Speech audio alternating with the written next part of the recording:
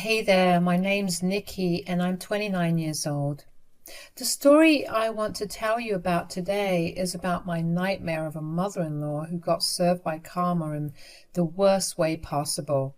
But of course, that serving did not come without a lot of hurt and anger.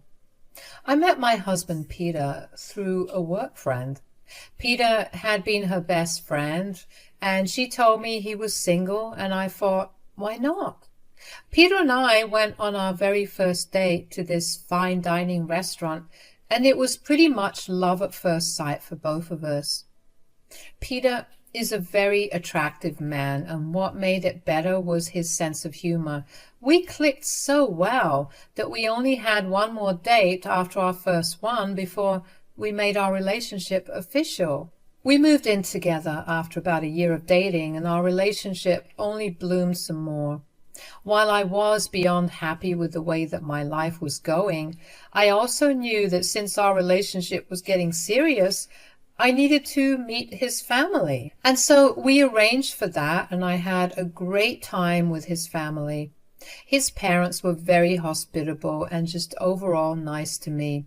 I did feel an odd vibe from his mother, Sandra, but every time I felt like she was being a little off, Peter's dad, Mike, would step in and steer the conversation another way. Now, I do tend to be very observative, and I also love overthinking. Even though I found Sandra's behavior odd and felt like she did not like me, I put that thought aside. I didn't even tell Peter about it because I didn't want him to force a confrontation with his mother, only to find nothing was actually wrong, and which could potentially lead to her actually hating me. The point is, I overthought the entire experience enough to force myself to just forget about it. After that, I would go over to Peter's place once a month with him for family dinners. Sandra still behaved a little distant with me, especially considering how Mike warmed up to me really fast and considered me to be a part of the family already. I just figured that Sandra needed some time to warm up to me. If Peter noticed any difference in his mom's attitude to me, he never really said anything. That was how it was for the next 3 years, but by that point, I kind of got used to Sandra not being all chummy with me. On the anniversary of our first date, Peter took me to the same fine dining restaurant we had gone to and proposed to me. It was such an emotional moment for the both of us, and I was genuinely over the moon that I was getting to marry Peter. Peter and I decided to tell his parents first, so we invited them to lunch with us a few days after we got engaged. Unfortunately, Mike was away on some business trip, and as much as we wanted him to be there for the announcement, we also couldn't keep it to ourselves. So only Sandra joined us for that lunch. When she arrived, Peter greeted her first. "Hi, Mom, how are you?" "Oh, sweetie, I'm doing good. What's this all about?" "Well, we have some pretty big news to give you." "What is it?" "Nikki and I are engaged." "We're planning on getting married within the next 6 to 7 months." "What? When did this happen?" "Well, it happened this past weekend." Peter booked us a table at my favorite fine dining restaurant where he got on one knee and proposed. It was really so romantic. "Ugh, congratulations, I guess." "You guess? What's wrong? Are you not happy for us?" "Why would I be?" Because I'm starting a new chapter of my life." "Why would I be happy when you're starting it with her?" "What do you mean?" "Look, I was tolerant when you were dating Nikki because I just thought that this was going to be another insignificant relationship in your life. But getting married to her, just no." "I'm sorry, but do you not like me?" "Am I not being clear? I absolutely do not like you." "But why? Have I ever done something to make you not like me? Did I say something wrong?" "No, but you're just not perfect for my son." "What does that even mean?" "Oh, come on now, Peter. You're a handsome man and Nikki is average. She's not beautiful, and from what I've seen, she doesn't have a lot of talent or skills. I think you could do so much better than just settling for her. You're still young. You should put yourself out there some more. Okay, first of all, you're being beyond rude to me and to Nikki. Secondly, I don't care about what you think is best for me. I know what I'm doing, and I know what Nikki is really like. She's the only woman in the world for me, and if you don't get on board with that, you don't have to attend our wedding. You can't do that. Yes, I can. I expect an apology for Nikki for everything you said. Why do I have to apologize when all I did was speak the truth? Fine. Until you apologize, you are not invited to the wedding. Peter grabbed my hand and we stormed out of the restaurant. I tried to get him to go back to Sandra and talk it out with her, but Peter refused. He told me that he would not let anyone talk down to me. It didn't matter if it was his mother who did it or if it was the president. If she could not respect me, then he didn't have to respect her. Now, I had my own reservations about that thought process, but I figured that it wasn't my relationship to butt into. So I let Peter do whatever he thought was right. Sandra never reached out to either of us for the next 7 months. Peter had her blocked everywhere because he didn't want to talk to her until she apologized to me. I could tell that Peter was hurt by his mother's lack of care about his wedding, so I tried my best to cheer him up by letting him join me to see all the wedding preparations, only so he could envision what the best day of his life was going to look like. Just a month before our wedding, Sandra called me.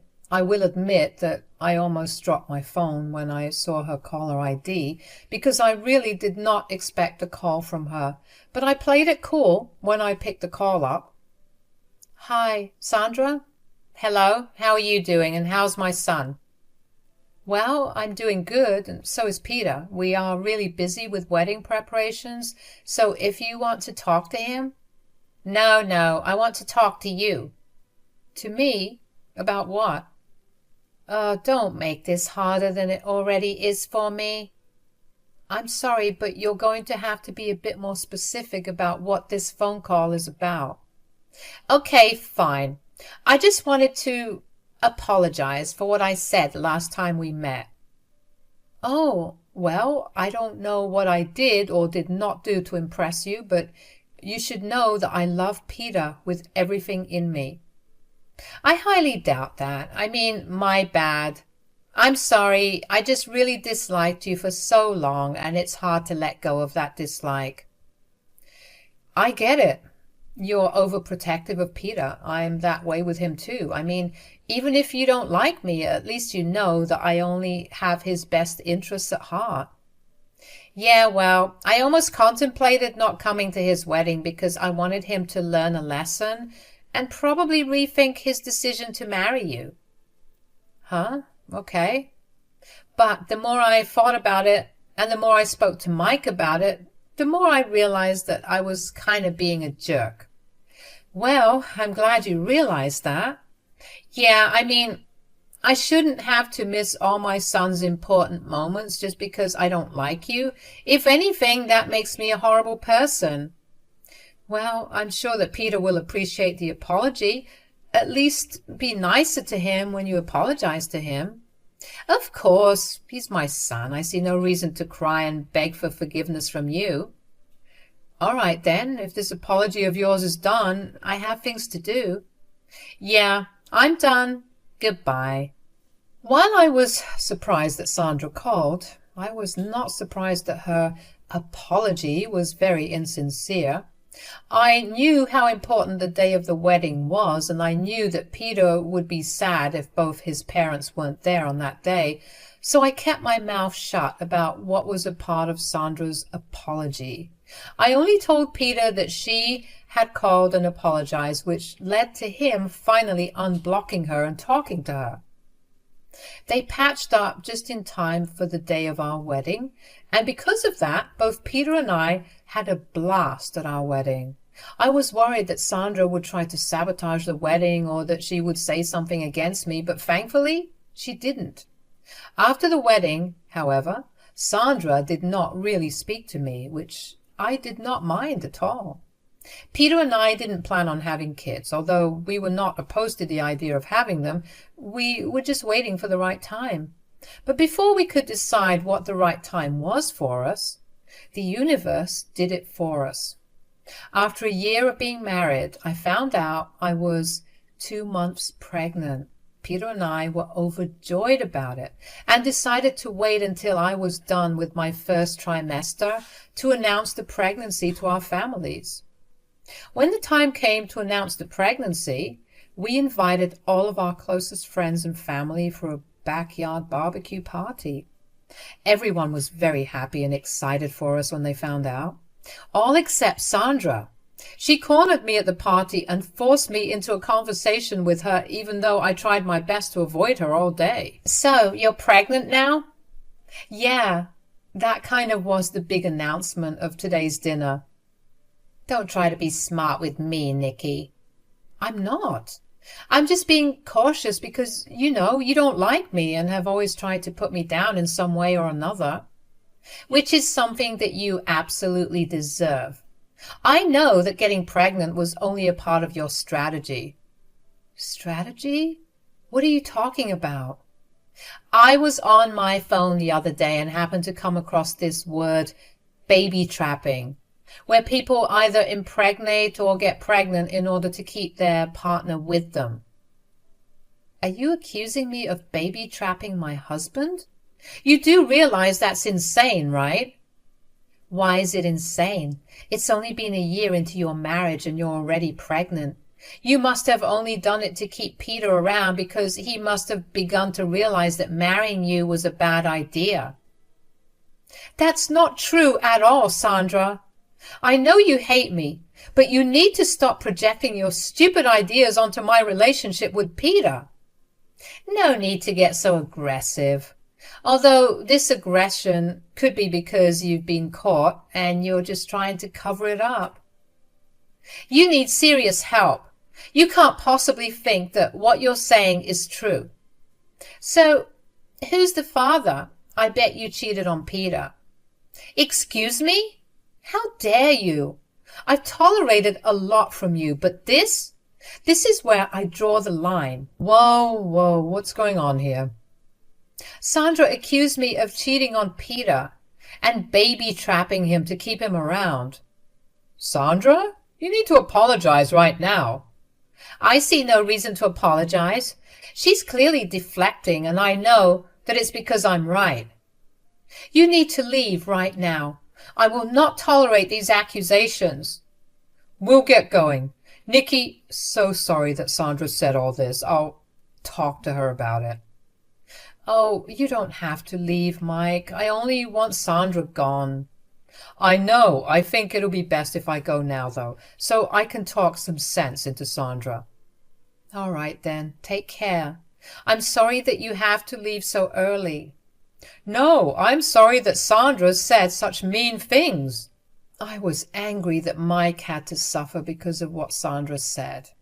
Peter was also upset with the things that his mother said, but didn't say a word to her because I asked him not to. I didn't want to deal with any more stress and risk my baby's health, so Peter and I decided to go low contact with Sandra for a while. That was until Peter and I had a gender reveal party where we invited her out of obligation. Mike made sure to keep her away from me at all times, and that only made the event a little better for me. Peter and I found out that we were going to have a baby girl, and we were super happy about it. At some point during the party, though, Sandra managed to escape Mike's hold, and she found me again.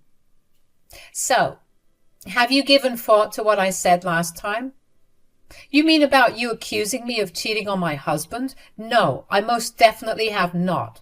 "Why? Because you don't want to feel guilty?" "No, because I have no reason to think about it. I haven't cheated on Peter, and in fact, the thought has never even crossed my mind." "That's a bold-faced lie, and you know it. You're just a disgusting creature that latched onto my son, so you could get his money." You keep this language up, and I'm going to leave. I'm sure Mike would love to hear why you upset me again. Oh, please, Mike just can't see the truth that's in front of him. Or maybe he does see it, and he just can't accept it. I really don't want to talk to you right now. I'm going to go find myself something to eat and stay as far away from you as possible. No, you will not. What are you doing? Stop grabbing onto my arm that way. It hurts. You will listen to me right now. You are going to get a paternity test done on that baby and prove to everyone that the baby you're carrying inside you is not my son's. I'm not doing a paternity test because I know that the baby is Peter's. Oh, speaking of who, there he is. Peter, could you come here? Hey, what's going on here? Your mom's grabbing onto my arm and threatening me to take a paternity test because she doesn't believe that the baby is yours. Mom, are you insane? Let go of Nikki. You're going to hurt her. She has absolutely no reason to take that test. You better drop it or you will not get to see your grandson, ever. Why are you against getting a paternity test anyway? Don't you want to know if the baby is yours or not? I don't need a test to confirm that for me. Clearly she's brainwashed you real good if she doesn't take that test. I'm going to use all my social media accounts to tell everybody that she cheated on you. That's insane. What's wrong with you? I'm only doing what's best for Peter. What's best for me or for you? Get over yourself. We're leaving. Sandra did not stop harassing me by text and call, even after Peter told her to leave me alone. She kept telling me that I needed to get that paternity test done, and even went as far as to send me a screenshot of the social media post that she intended to make, slandering my name if I didn't take the paternity test on my baby.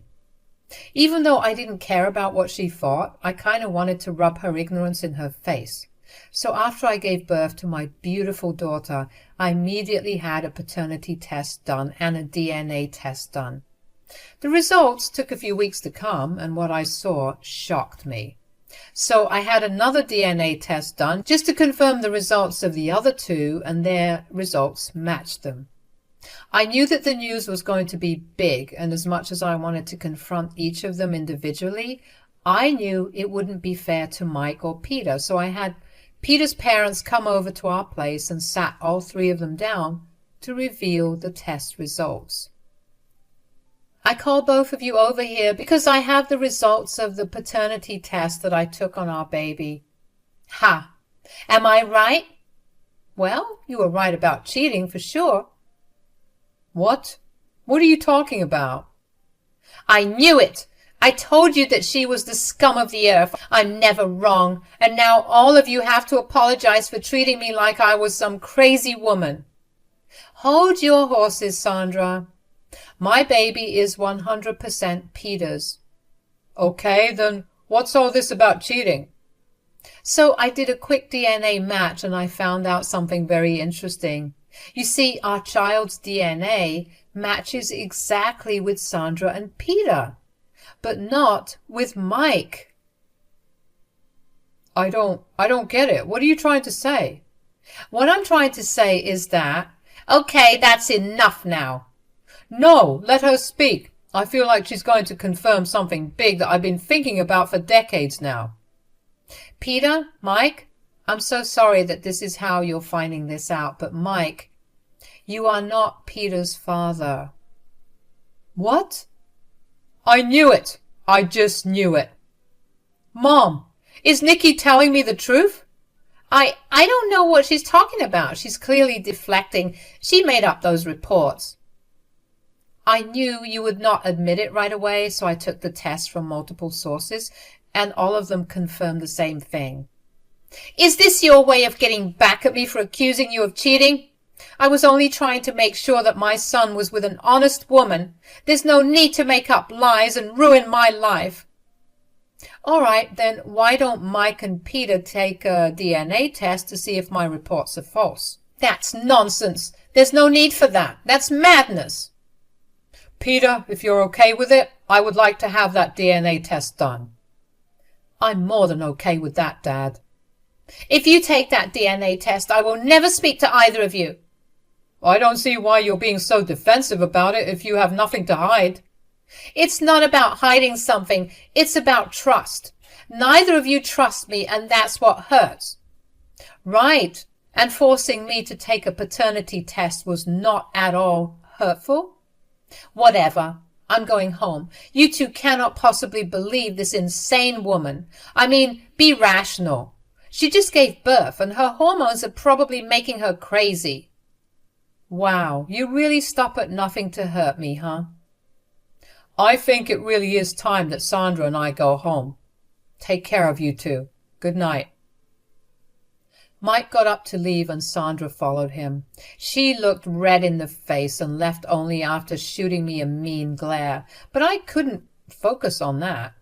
My main focus was on Peter, who looked like he was in a trance. I knew that his entire world had just been turned upside down, so I knew that I needed to be there with him. I just sat with him for a while before he finally broke down and cried. He couldn't believe the fate he had. He cried for a good long while, and my heart broke for him. He did not deserve to be this hurt, and honestly, he did not deserve to be lied to for so long. Eventually, Peter calmed down and managed to fall asleep. The next day, Peter was just a shell of his normal self, and I really just wanted to reach out to him and fix him. But I knew that he needed to process this new information in his own way. A week after the announcement, Peter started to feel better, but that was when Mike called him and asked him if he'd like to do the DNA test then. Peter was in the right headspace, so he agreed to it. They paid for express results, and within a few days they got it. Mike was not Peter's father. It should not have surprised us, because we already knew that I was not lying with the DNA test that I had done. But seeing it once again felt like adding salt to a wound. Mike and Peter ended up spending a lot of time at our place just crying and talking about how they felt.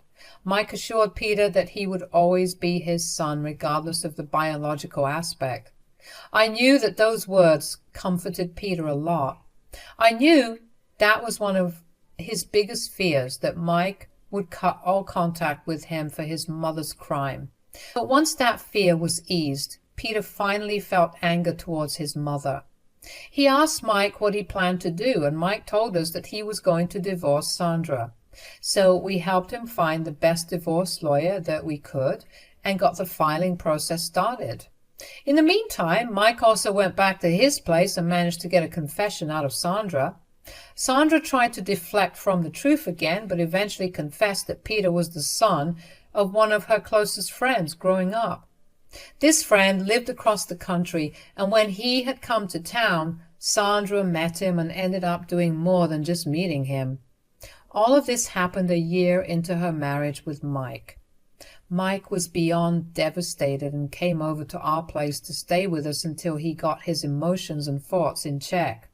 Of course, we welcomed him with open arms, and we spent a lot of nights just talking about everything. It made me irrationally angry to see Mike so hurt, because he truly was a good man, and he didn't deserve an ounce of what Sandra did to him. I knew exactly when Sandra got served with the divorce papers, because she called me for the first time since Mike came over. Hello? I don't want your hello. Give the phone to Mike right now. He doesn't want to talk to you, Sandra. Give him some space and time. It's the least you could do after all your lies. You don't get to tell me what to do and what not to do. You ruined my life. I don't want to get divorced, and it's all because of you that this is happening to me. You shouldn't be blaming me for what you did. I made a mistake, but you didn't have to bring it out to light. You could have just quietly told us that your child was Peter's and kept the other part to yourself. Why would I do that? I don't want to be a part of your lies. I would not be any different from you if I did that. Besides, the irony of you calling me the scum of the earth when you thought I cheated is funny now in hindsight. If I didn't say anything, I'd be just that. You are not any better than me. I just know it. Look, you can whine all you want, but you still have to face the consequences of your actions. I got away with it for so long until you came along.